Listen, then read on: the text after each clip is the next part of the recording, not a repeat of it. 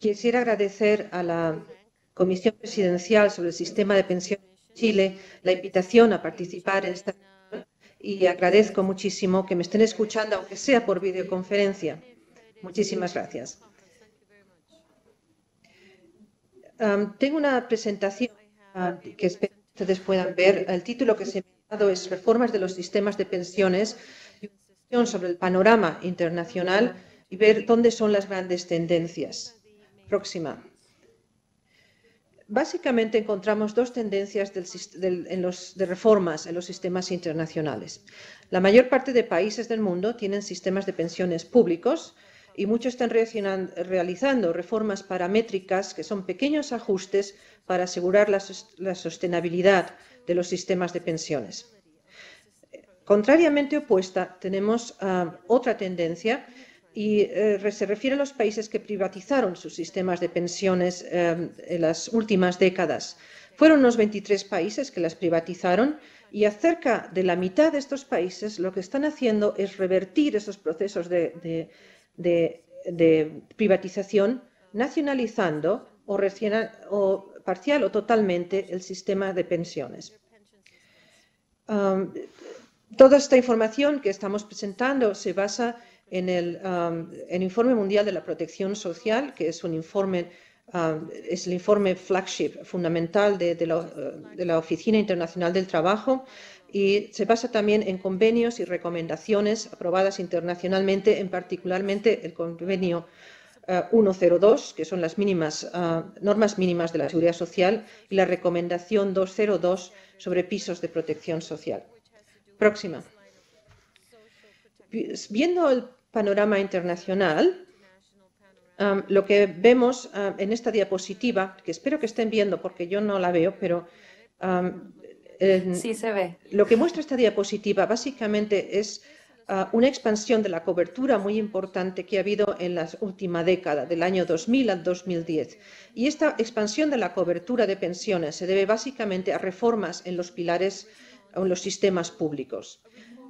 Este es un avance muy importante y que se ha de sostener, aunque hay que cuestionar que los montos de las pensiones en muchos casos aún no son suficientes, y esto es otro tema que debemos trabajar en el futuro, así como en los países en desarrollo aún se necesitan más esfuerzos para expandir la cobertura. A pesar de este gran esfuerzo, la mitad de las personas mayores adultas del mundo aún no reciben una pensión. Pero hay una experiencia muy positiva en la expansión.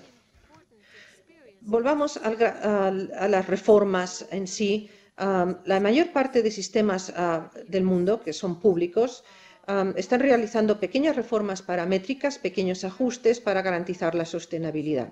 Y estos incluyen desde el aumento de la edad de jubilación, la reducción de beneficios, el aumento de las tasas de cotización, incentivos para postergación del retiro, penalización del retiro anticipado, modificación de las fórmulas de cálculo y otros. En total, realmente son esos pequeños ajustes que permiten la sostenibilidad del sistema público. Y ahora volvamos a este pequeño número de países que privatizaron las pensiones. En principio fueron 23 países, unos 23 países que se notan que privatizaron parcial o totalmente sus sistemas de pensiones entre el año 1981 al año 2008. Chile fue el primero y en el año 2008 tenemos Rumanía. Y básicamente es un número pequeño de países, como decimos, solo 23, todos de América Latina y de Europa del Este. Desde el año 2000 lo que hemos visto es una tendencia a revertir esos procesos de privatización. Hubo inmediatamente algunas reacciones, por ejemplo, Ecuador y Nicaragua. Las leyes fueron anuladas antes siquiera de su aplicación por ser declaradas inconstitucionales. Pero es en años muy recientes, desde el año 2008 en adelante, que tenemos, el mundo experiencia una renacionalización total o parcial de los sistemas privados obligatorios en Argentina, Bolivia, Hungría, Polonia, Bulgaria y Kazajstán. Y varios países más están considerándolo, como El Salvador, Rusia, bueno, y ahora mismo la discusión que hay en esta comisión de pensiones. Próxima. Hay 9 lecciones básicas aprendidas después de estas 3 décadas de reformas privatizadoras. Básicamente las privatizaciones dieron lugar a muy baja cobertura. Las reformas no tuvieron un impacto en la mejora de la cobertura, dado que básicamente las personas de bajo ingreso no tienen capacidad de contribuir a los costosos sistemas de seguros privados, ni las compañías administradoras de fondos de pensiones tuvieron interés en cubrir a estas personas en el sector informal con fondos con ingresos más bien erráticos. Luego hubo unos muy altos costos de transición. Esto fue gravemente subestimado en la época cuando los países entraron en las reformas y crearon muy fuertes presiones fiscales. Y esta es una de las principales razones por las cuales los gobiernos en la actualidad están revirtiendo los procesos de privatización. Luego hubo muy altos costos administrativos, lo cual afecta negativamente a las tasas de reemplazo. Próxima.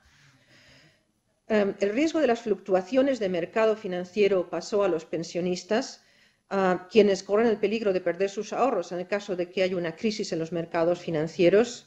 En el caso de Chile, que es bastante interesante, el Estado, a fin de cuentas, los contribuyentes que pagan impuestos tuvieron que pagar 2 veces, porque tuvieron que pagar los costos de transición y luego pagar los complementos a las pensiones, los aportes previsionales solidarios o APS, pues las pensiones eran muy bajas. Y esto denota de nuevo el problema de que supone pasar el riesgo de las fluctuaciones del mercado financiero a los pensionistas. En quinto lugar, la quinta lección aprendida después de estas 3 décadas de reformas privatizadoras es que los sistemas de cuentas individuales han contribuido a aumentar la desigualdad, han generado grandes niveles de ganancias a las compañías de fondos de pensiones, pero han perdido la capacidad de redistribución que tienen los sistemas públicos solidarios.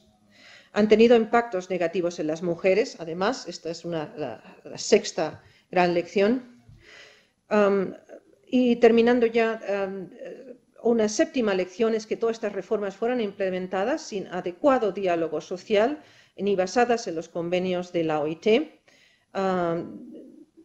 Esto vamos a ver más después.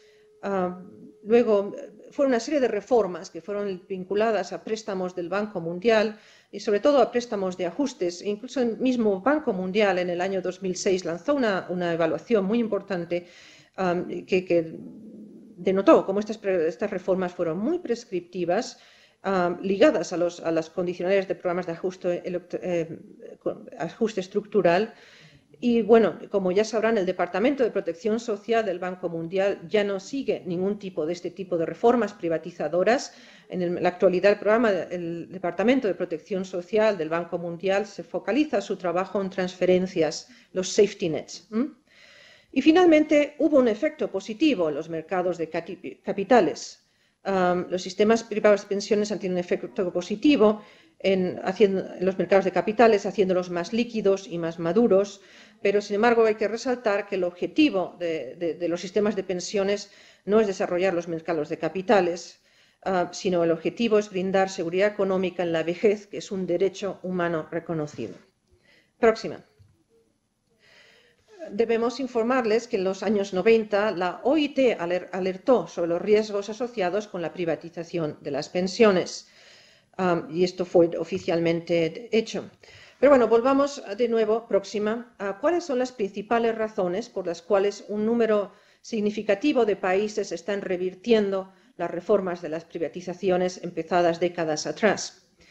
La primera razón que observamos, y la OIT está documentando estos casos, son los elevados costos de transición y la gran presión fiscal. Ya déjenme explicarles el caso de Polonia y Hungría. Por ejemplo, las privatizaciones llevaban anualmente al déficit nacional más o menos a un 1,5% del Producto Interior Bruto. Y entonces, para solucionar este problema, muchos de lo que los fondos de pensiones hacían era comprar bonos del Estado para paliar la deuda, lo cual llevaba un círculo cíclico en el que el Estado daba los costos de transición a las AFPs, entonces las AFPs compraban bonos del Estado. Y en el fondo ese círculo solamente beneficiaba a las AFPs, que llevan una comisión de todas estas transacciones. Esto es un caso fundamental por la que Hungría y Polonia han revertido la privatización de pensiones y nacionalizado parcial o totalmente sus sistemas de pensiones. Una segunda razón que parece argumentada por todos los gobiernos es que los buenos resultados esperados nunca se cumplieron. Entonces, hoy hemos comentado que la cobertura se estancó y en algunos casos, como en Argentina, disminuyó. Próxima. Las tasas de reemplazo fueron bajas, normalmente afectadas por los elevados gastos administrativos y los bajos rendimientos de las inversiones. Luego, las reformas estaban transfiriendo todos los riesgos sistémicos, que es tanto demográficos como económicos, del sistema colectivo al individuo, y lo cual genera problemas sociales y sobre todo problemas en la hora de ver la adecuadez, cuál es la prestación que reciben las personas. Y luego hubo también problemas de diseño y implementación, por ejemplo, falta de desarrollo en los mercados de capitales, muy claramente en el caso de Kazajstán, en el cual se generó todo un sistema de fondeo de las pensiones sin que hubiera un mercado de capitales suficientemente desarrollado. Luego hay un tema, un argumento desarrollista próxima, que es muy importante de mencionar, y es que ¿quién se beneficia de los ahorros nacionales? Y entonces es importante ver aquí que a menudo son grandes grupos multinacionales, internacionales, los principales accionistas de los fondos de pensiones o AFPs nacionales. Por ejemplo, en Bolivia, la AFP Futuro de Bolivia S.A., la principal accionista es Zurich Financial Services, Suiza, y de la AFP Bolivia Previsión S.A. es el Banco Bilbao Vizcaya Argentaria, español. En Chile, bueno, son todas noticias que se encuentran abiertamente en las informaciones de las AFPs y en el periódico. Los accionistas mayoritarios de la AFP Provida S.A. era el Banco Bilbao Vizcaya Argentaria, luego fue MetLife Chile, y en AFP Habitat las acciones principales eran Citibank, Citigroup y después Prudential Financial desde el año 2014. Y así podemos seguir.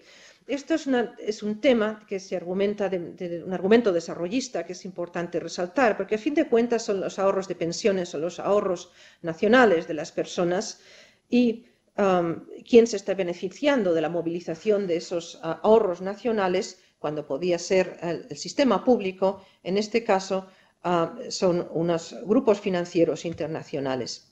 Próxima.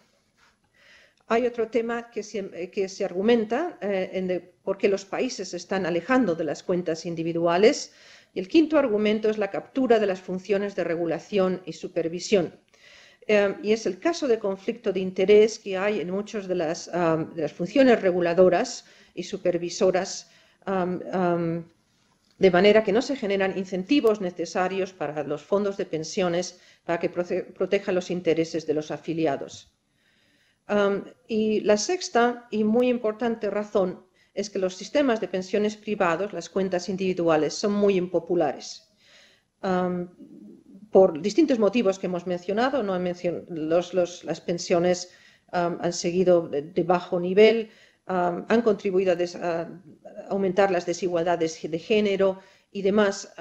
Es un sistema que tiende a ser impopular y por eso los gobiernos consideran revertir las reformas realizadas en los años anteriores.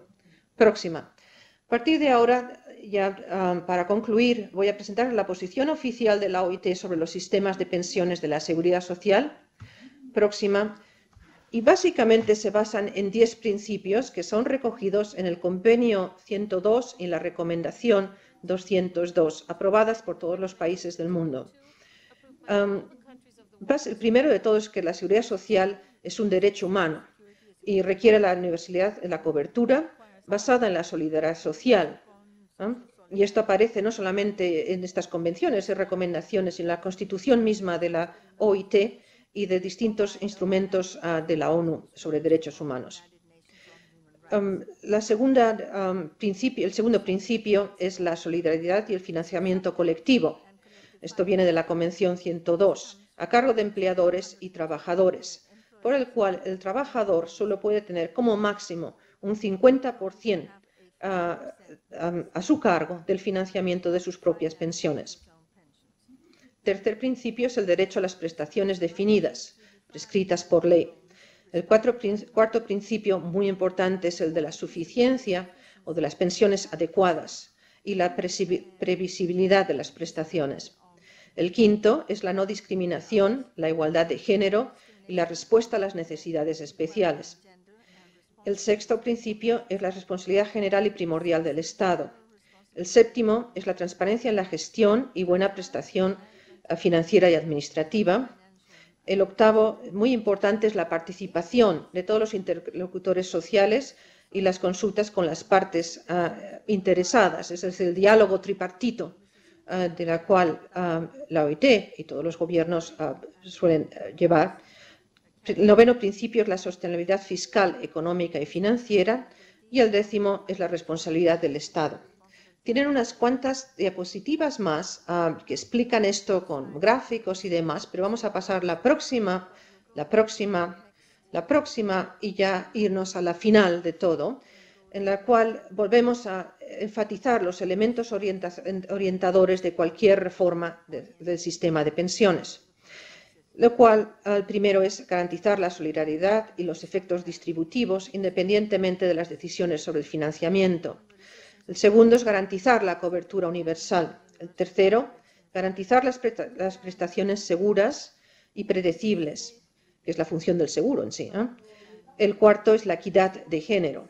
El quinto, la buena gobernanza y la participación tripartita, el diálogo social. Eso significa de trabajadores y empleadores, a la vez que del Estado. Sexta, costos administrativos dentro de límites razonables. La séptima, el papel del Estado como garante financiero. Y la octava, pues cumplir con el convenio 102 de la OIT, en general, que tiene con todos los principios presentados. Claro, el cumplimiento de todos estos objetivos difícilmente es posible en tanto las cuentas individuales sean la pieza central del sistema de pensiones. Así que dejo este tema como reflexión. Les agradezco mucho su atención. Tienen en nuestra página web un montón de materiales que los tienen aquí en la última diapositiva. Y bueno, estoy a su disposición para lo que quieran. Muchísimas gracias.